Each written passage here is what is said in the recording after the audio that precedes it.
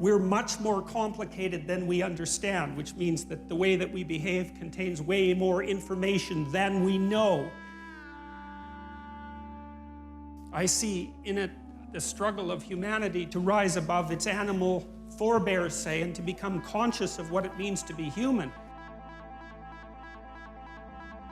And part of the dream that surrounds our articulated knowledge has been extracted as a consequence of us watching each other behave and telling stories about it for thousands and thousands and thousands of years, extracting out patterns of behavior.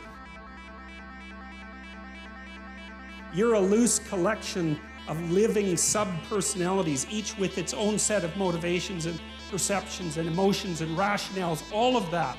And you have limited control over that. Some of the archaic nature of the human being is encapsulated in those stories, and it's very, very instructive